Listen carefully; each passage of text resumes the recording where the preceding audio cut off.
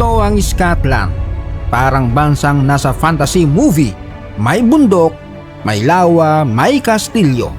Malaparaisong malamig, pero mag-aapoy ka sa lindog at kagandahan ng kababaihan.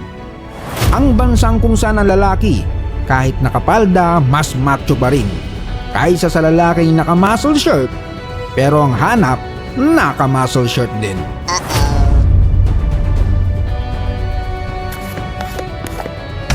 Tito John's TV. Nasa hilaga ito ng Britain.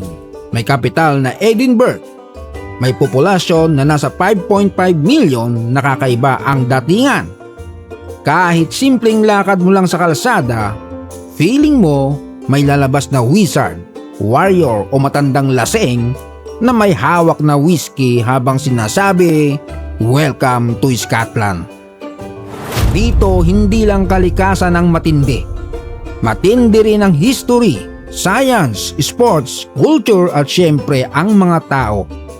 Mga taong palaban, maingay, palabiro, mahilig sa tsikahan at kapag nagsalita, parang Batanggenyong may microphone sa lalamunan. Kung fan ka ng Harry Potter, baka pagdating mo sa Edinburgh, mapapatingin ka sa paligid at may iisip mong baka may enrollment form dito sa Hogwarts. Dahil malaking parte ng Harry Potter series ay naisulat sa Edinburgh, kaya hindi na nakapagtataka kung bakit ang vibes ng lungsod na to ay parang pinagsama-samang magic, history, kape, lumang gusali at estudyanteng mukhang puyat pero genius. May cobblestone street, lumang buildings at weather na parang mismong topakin. Maaraw sa umaga, ulan sa tanghali, mahangin sa hapon, tapos sa gabi parang may multong naglalakad sa castle. Kung bibili ka ng tinapay, may background na fog, bato-batong kalsada at lola na mukhang may alam sa sinaunang sumpa. Isa sa mga kilalang features ng Scotland ay ang dami nilang red-haired people.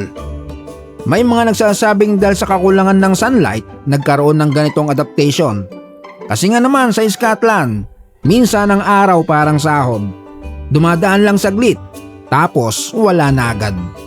Pero imbes na ikahiya, ginawang celebration ng mga Scottish. May mga events pa na parang parade ng mga redheads. At ito ang maganda sa Scotland. Kahit malamig ang klima, mainit ang personality ng mga tao.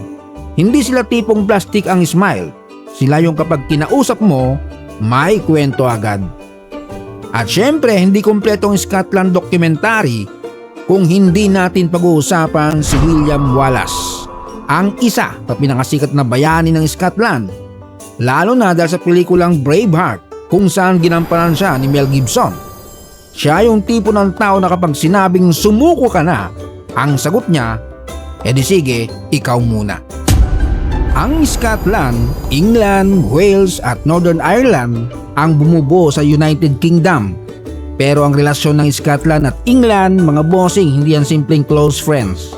May sariling identity ang Scotland, sariling parliament sa Edinburgh, at sariling developed government. Ibig sabihin, may mga bagay na sila mismo ang nagdedesisyon tulad ng health, education at justice. Isa sa pinaka-iconic na cultural symbols ng Scotland ay ang kilt. Sa simpleng tingin, parang palda. Pero wag kang basta-basta ngingisi. Dahil ang kilt, may history, may pride, may clan identity. Noong unang panahon, mas practical daw ito sa mga hunter at warriors dahil mas madaling gumalaw. Ngayon, kadalasan sinusot ito sa special occasions, wedding, festivals, parades at events na kailangan mong ipakita na proud kang Scottish kahit nilalamig ang itlog mo. At dito mo makikita ang confidence ng Scots kasi ibang klase ang dating kapag may lalaking nakakilt, nakatayo, may bagpipe sa tabi at mukha siyang handang jumingel, lumaban para sa national pride. Hindi rin pwedeng kalimutan ng bagpipe, isa sa pinakakilalang tunog ng Scotland. Kapag narinig mo yan, automatic may mental image, bundok, fog, warrior, castle, at lalaking seryoso habang pinipiga ang instrumentong parang unan na may tubo. Ang tunog ng bagpipe, unique, Hindi siya tunog gitara, hindi siya violin, hindi rin siya karaoke sa kanto. Para siyang umiiyak na Celine Dion.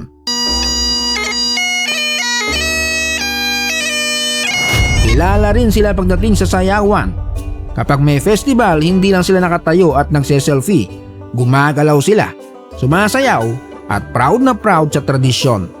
May tradition dances sila na mabilis ang footwork, may pattern, may timing at may energy. Ang Scotland ay mayroong 300 historical castles. Sa Pilipinas o kahit sa ibang bansa, kapag may castle, tourist spot agad. Sa Scotland, parang regular Tuesday lang. Isa sa pinakamalakas na hatak ng Scotland ay ang kalikasan nito. May mga standing stones din, ancient sites, medieval atmosphere, at places na pinapangalagaan ng mabuti. Kaya kung mahilig ka sa history, swak ka dito. Kung swak din ang budget mo. Ang mga kababaihang Scottish, kilala sa pagiging confident, witty, independent at hindi basta-basta nagpapadala sa bola-bola. Dito kapag nagjo-joke ka ng corny, hindi ka nila i-go-ghost. Lalaiting ka muna ng klase. Red hair man o hindi, marami sa kanila may dating na parang galing sa fantasy movie. Matapang, smart at may aura na hindi basta nagpapabudol. Sa mga kalalakihan naman, ibang klase ang confidence. Ang tindig, parang handang ipaglaban ang buong barangay. Mahilig sila sa karne, lalo na sa muton. At syempre, whiskey. Ang Scots ay kilala sa humor at hospitality kapag turista ka. Sila yung mga taong mahilig makipagkwentuhan habang may tinatagay. May reputasyon din sila na expressive magsalita. Minsan parang galit pero normal tone lang pala. At syempre, may mga Pinoy OFW din dito. Natahimik na rumaraket, nagpapadala sa Pilipinas at lumalaban sa lamig. Sa latest census baseline ay may mahigit 6,200 na Pinoy. Maliit kumpara sa London pero solid ang community. May Pinoy sa hospitals, care sector, hotel, restaurants, universities, offices at service industry. Kadalasang sahod ng Pinoy sa Scotland ay nasa 180,000 pesos o higit pa sa 220,000 pesos. Depende sa trabaho. Pero hindi pa yan take home bossing, babawasan pa ng income tax. At kung gusto mo makapasok dito, hindi pwedeng bahala na si Batman. Kailangan may employer na licensed sponsor, may job offer, may certificate of sponsorship, pasok ang sahod, pasok ang English, kompleto ang papel at hindi lamigin. So yun mga bossing, kaya kung nag-enjoy ka sa dokumentary na to, mag-like, mag-comment, mag-share at mag-subscribe. Shout out Joven TV, Del Labao Ereño, Ali Family from Mutamad Basilan, Macalbor Vlog from Vienna, Australia, Brian Alihado ng Kalinan District, Davao City, Rosemary Angel Maon, General Family ng Baras Rizal, Belgado Family and Dulay, Ryan Vincent Agbayani ng Abu Dhabi, UAE, at kay Leonilio Tan from Valenzuela City. Maraming salamat sa panonood. Hanggang sa muli.